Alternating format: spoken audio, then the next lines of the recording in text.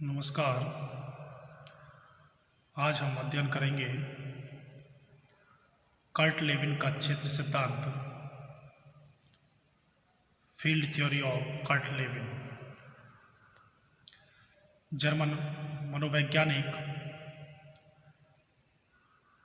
जो बाद में अमेरिका में जाकर बस गए थे, कर्ट लेविन का नाम मनोवैज्ञानिक के क्षेत्र सिद्धांत से जुड़ा हुआ है। लेविन का क्षेत्र सिद्धांत सामान्य शब्दावली में यह कहता है कि मानव व्यवहार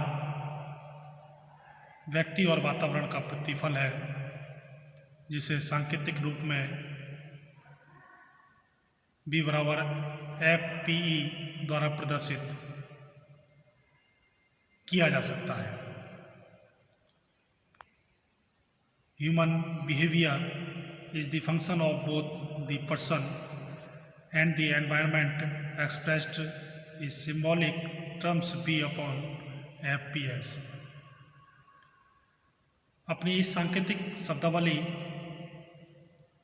में प्रयुक्त अक्षरों का अर्थ निकल कर आता है बी व्यवहार या बिहेवियर, पी पर्सन व्यक्ति, ई एनवायरमेंट वातावरण और एफ फील्ड क्षेत्र।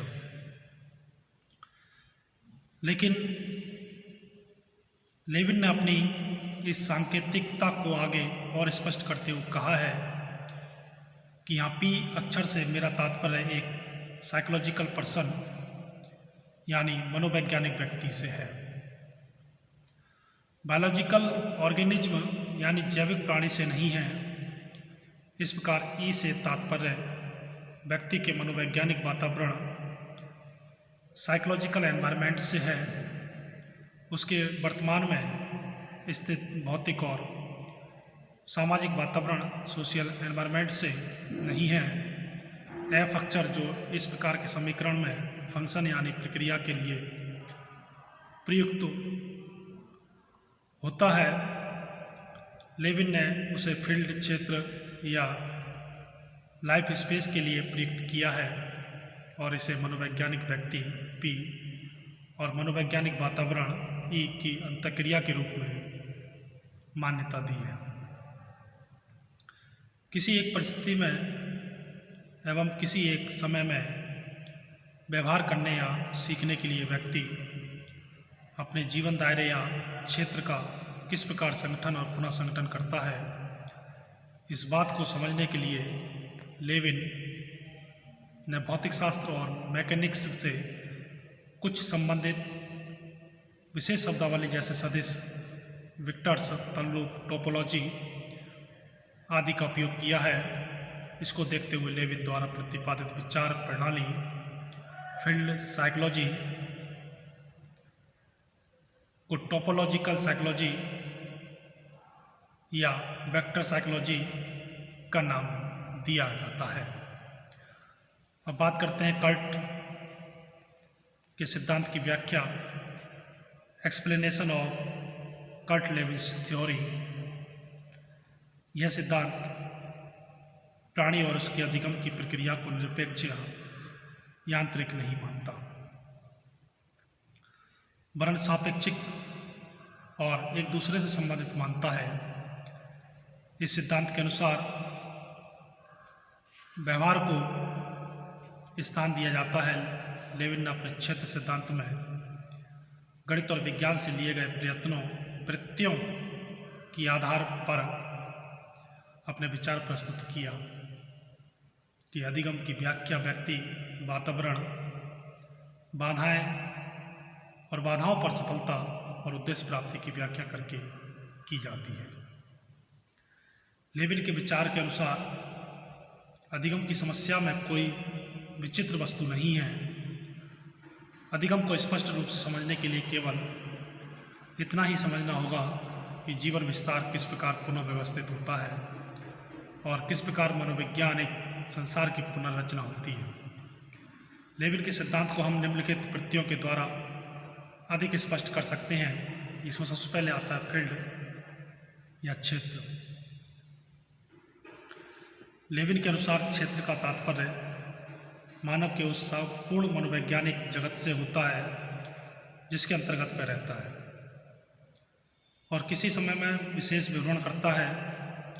इस प्रकार के मनोवैज्ञानिक संसार में व्यक्ति स्वयं, उसके विचार, तत्व, धारणाएँ, कल्पनाएँ, विश्वास और आशाएँ सब कुछ आ जाती हैं। यह क्षेत्र प्रत्येक व्यक्ति के लिए अलग होता है। जैसे एक नक्षत्र वेत्ता क्षेत्र का प्रयोग तारों के लिए करता है, एक वैज्ञानिक क्षेत्र का प्रयोग विभिन्न अधिकारों के लिए करता है। जीवन विस्तार या लाइफ स्पेस।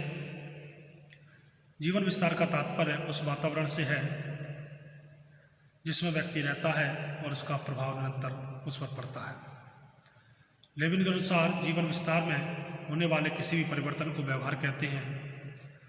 वातावरण का तात्पर्य प्राकृतिक, सामाजिक और मनोवैज्ञानिक वातावरण से है जिसमें मनुष्य लगातार संघर्ष करता रहता है और उससे प्रभावित होता है। सभी व्यक्तियों की अपनी ज़रूरतें, योग्यताएं और इन सब के चारों ओर उसका वातावरण होता है और यह वातावरण जीवन विस्तार की सीमा से घिरा होता है। लेविन जीवन विस्तार की संरचना के लिए इन सभी को समान महत्व देते हैं। उनका मानना है कि जीवन विस्तार यदि वस्तुओं, कार्यात्मक एवं सांकेतिक संबंध को प्रदर्शित करता है और उसके एक भाग में होने वाले परिवर्तन का प्रभाव अन्य भागों पर भी पड़ता है। व्यक्ति या पर्सन। लेविन का मानना है कि व्यक्ति को उसकी योग्यताओं से ही समझा जा सकता है। जन्म के बाद प्रत्येक व्यक्ति की कुछ अपनी आवश्यकताएं होती हैं जो उसके व्यवहार की दिशा निर्धारित करती हैं और यह दिशा व्यक्ति को लक्ष्य की ओर मोड़ देती हैं, जो व्यक्ति में तनाव भर देती हैं। व्यक्ति जब तक अवरोधों को पार करके लक्ष्य को प्राप्त नहीं कर लेता तब तक उसे पूरा करने के लिए निरंतर प्रयत्नशील रहता है और यदि वह इन्हें पूरा नहीं कर पाता तो उसमें तनाव की स्थिति उत्पन्न होती है। वातावरण और योग्यताएं, एनवायरनमेंट एंड एबिलिटी। वातावरण वह सब कुछ है जिसके कारण व्यक्ति व्यवहार करता है। वातावरण को समझने की ज्ञानात्मक क्षमता और इसमें परिवर्तन को उत्पन्न करने की कार्यात्मक क्षमता योग्यता कहलाती है। विदेशी माल, ओरिजिन हुल। विदेशी माल को बाहरी आवरण भी कहते हैं। समस्त मनोवैज्ञानिक तथ्यों का ये मिश्रण जो जीवन विस्तार के चारों ओर घिर जाता है विदेशी माल कहलाता है। इसके अंतर्गत मनुष्य के शारीरिक और सामाजिक वातावरण के वे भाग निहित होते हैं जो समय विशेष में व्यक्ति के जीवन विस्तार के अंग नहीं होते लेकिन कभी भी उग्र हो सकते हैं। यह व्यक्ति की व्यवहारिक संभावनाओं को सीमित करता है। तलरूप टोपोलॉजी। क्षेत्र सिद्धांत में तलरूप का प्रत्यक्ष रेखागणित से लिया गया है। लेविन ने गणित के आधार पर व्यक्ति के व्यवहार को समझने का प्रयास किया है। सदिश, वेक्टर। सदिश की धारणा वास्तव में भौतिक शास्त्र से ली गई है। मनोविज्ञान में सदिश एक बल का प्रतिनिधित्व करता है जो व्यक्ति के व्यवहार को लक्ष्य की ओर अथवा लक्ष्य से दूर ले जाने की ओर संकेत करता है। सदिश एक विशेष दिशा में की जाने वाली प्रवृत्ति होती है जो शक्ति और दिशा दोनों को अभिव्यक्त करती है। इसमें 3 बातों का समावेश होता है: दिशा, शक्ति और प्रयोग बिंदु। कर्षण शक्ति, वॉयलेंस।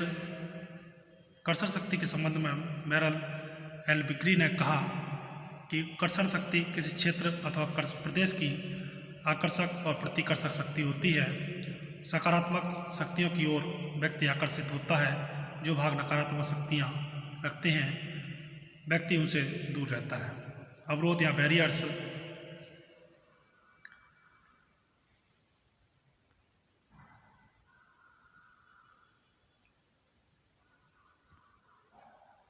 अवरोध वातावरण का एक तथ्यात्मक पहलू है जो व्यक्ति के लक्ष्य या उद्देश्य तक पहुंचने के मार्ग में आ खड़ा होता है और उसके आगे बढ़ने की गति को अवरुद्ध कर देता है। और वातावरण की वह शक्ति जो व्यक्ति को उसके उद्देश्य तक पहुंचने में अवरोध या बाधा उत्पन्न करती है उसे अवरोध कहते हैं। बार बार की सफलता से व्यक्ति की आकांक्षा का स्तर ऊपर उठता है और बार बार से आकांक्षा का स्तर नीचे गिरता है। अब बात करते हैं कर्षण शक्ति, जिसको हमने इससे पहले अध्ययन कर लिया था वॉयलेंस का। अगला है द्वंद्व, कॉन्फ्लिक्ट्स। व्यक्ति के जीवन क्षेत्र में ऐसे उपक्षेत्र भी होते हैं। इन उपक्षेत्रों में एक ही समय में विभिन्न प्रकार के आकर्षण सक्रिय होते हैं, विशेषकर उस परिस्थिति में जब आकर्षण और विकर्षण उत्पन्न करने वाली दोनों शक्तियाँ समान हों। ऐसी स्थिति में द्वंद्व का उत्पन्न होना स्वाभाविक ही है। ये द्वंद्व 3 प्रकार से बतलाए गए हैं, जिनमें दोनों शक्तियाँ सकारात्मक हो। किसी व्यक्ति को 2 सरकारी नौकरियों की प्रतियोगिता में सफलता मिल जाए, जिसमें दोनों नकारात्मक हो, जैसे आगे कुआं पीछे खाई। जिसमें शक्ति के सकारात्मक और नकारात्मक रूप हों, जैसे कोई बालक चॉकलेट भी खाना चाहता है और डर भी रहा है कि दांत में कीड़े ना लग जाए। तो लेविन ने अधिगम की क्रिया में मनोवैज्ञानिक वातावरण, साइकोलॉजिकल एनवायरनमेंट और प्रेरणा, मोटिवेशन को अधिक महत्व दिया है। लेविन ने अधिगम के मार्ग में आने वाली बाधाओं को अधिक महत्व दिया है। पुरस्कार से प्रेरित होकर बालक किसी कार्य को करने के लिए अधिक प्रयत्न करता है और दंड के भय से बालक अधिगम के लिए प्रेरित नहीं होता। लेविन ने अधिगम को वातावरण का संगठन माना। वे अधिगम को समस्या नहीं मानते हैं। अधिगम में उन्होंने पुरस्कार और दंड को महत्व दिया है। तो ये था कर्ट लेविन का क्षेत्र सिद्धांत। क्षेत्र सिद्धांत प्रत्येक अधिगमकर्ता को एक ऐसा मनोवैज्ञानिक व्यक्ति मानता है जो किसी एक शिक्षण अधिगम परिस्थिति में अपने विशिष्ट धारे जीवन विस्तार में रह रहा होता है। तो ये था कर्ट लेविन का क्षेत्र सिद्धांत या फील्ड थ्योरी। धन्यवाद।